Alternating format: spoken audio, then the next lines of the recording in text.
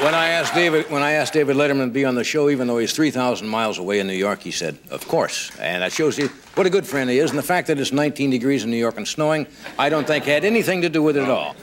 His show has been picked up by NBC for another full year. Would you welcome David Letterman?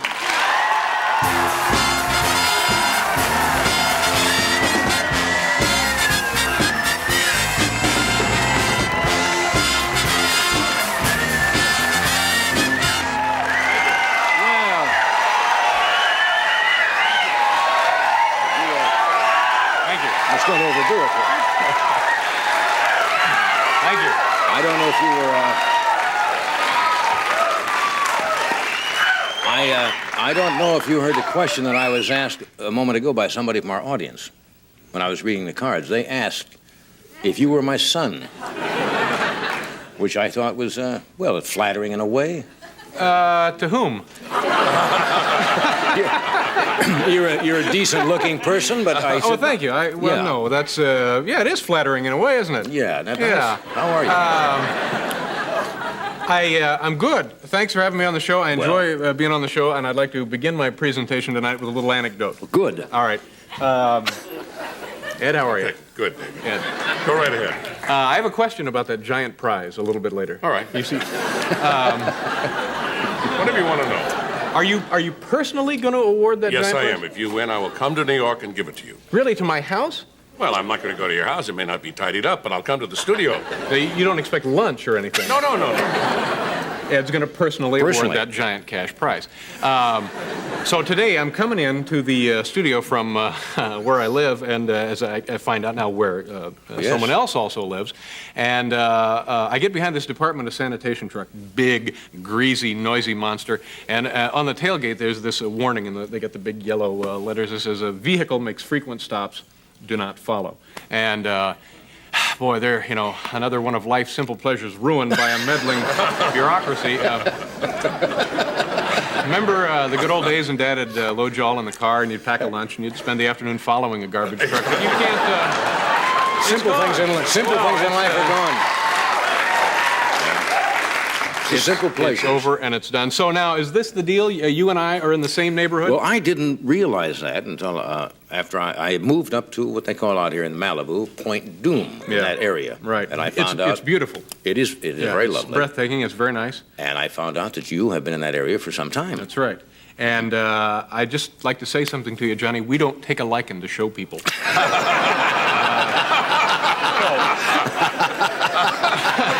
Parties, come traffic coming in and out of there. When you I'm sure you went through a little bit of this, but when you buy a house, after the deal is closed, it's too late to do anything about it. Then you start hearing things about the house you didn't hear before you bought it. Mm-hmm. I had moved into the place about a week, and I run into a guy in the market, nice enough fellow, and he says, "I know it's none of my business, but didn't you buy that place on the corner?" I said, yeah, I did. And he says, let me ask you a question about that. He says, how many of them gay wrestlers did they find buried in the yard? I don't know. But is there anything I should know about this particular area? Well, you know what I was thinking about, and I don't know if you thought about it or not, but you and I are in the same neighborhood, and literally a block and a half apart. Now, say there's some sort of cataclysmic occurrence. That's right. Some sort of devastating explosion, and we're both killed. Merv will be king. Never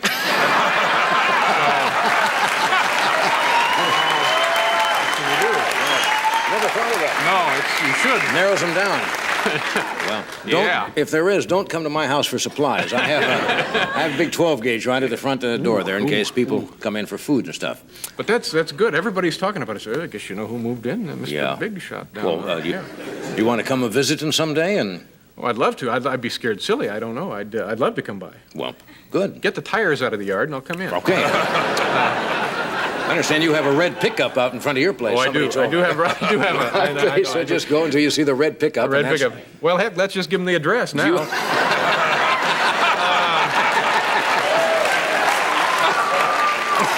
It's all over. No.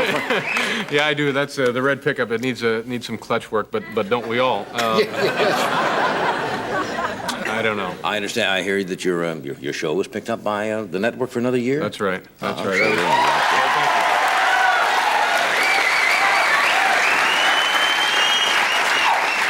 That was, we were all quite happy about that. Yeah. Now, you're back east, of course, and you're not too far away from Washington. Are you planning to go down for the festivities in the middle of January? No, but, I do want to talk about it because I think there have been some interesting things happen with the inauguration. First of all, this deal with, they advertised they want 200 clean-cut, all-American type actresses, performers, singers, dancers to work for free. It started a big controversy. That's right. Yeah. It's a big flap, and you don't want that at your inauguration, but there's a big flap. And so I was thinking, well, this is a little ironic. They're looking for clean-cut people to work for free.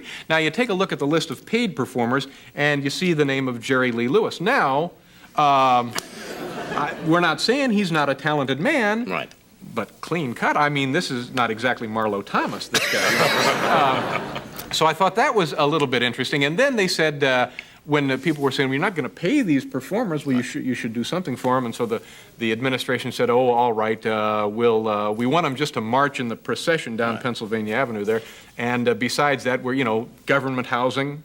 And right away, Leavenworth Penitentiary is government housing. If you think about it. So, and they said, and we're not paying them, but they're going to have this wonderful exposure, the kind of exposure that every entertainer dreams of having. And I thought, well, yeah, that makes sense, because I think most of today's really successful, the really big stars, were discovered in parades, if you think about it. Except now, I take that back. Jessica Lange was a rodeo clown. That's but right. Other than that, that's right.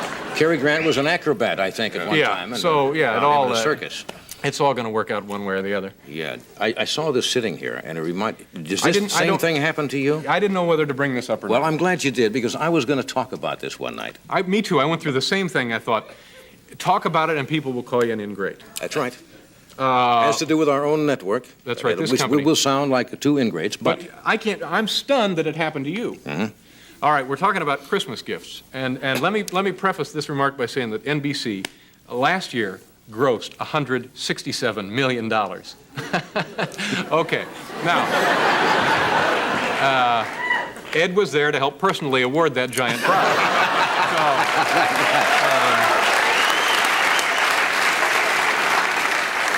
That's, and they can spend their money any way they damn well want, as they prove over and over. But, it comes to be Christmas time, and again, you don't want to seem like an ingrate. They were nice enough to give me a gift, but I didn't realize that they gave you the same gift. You got it. Okay, so what you get, you come home and it's been delivered. It's a little basket, which is all right, filled with Hershey Kisses. Little chocolate kisses. Mm-hmm. So what's that? 79 cents? Tops. Okay. Tops. In bulk, probably less. It's the. You got to remember that 2 tons of those they ordered.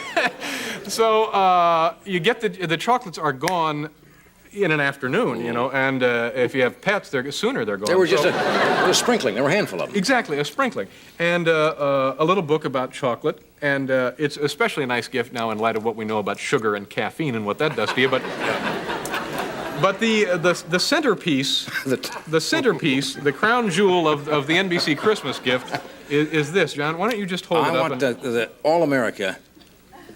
It's a little pillow. That's right. And a little cheap embroidery here.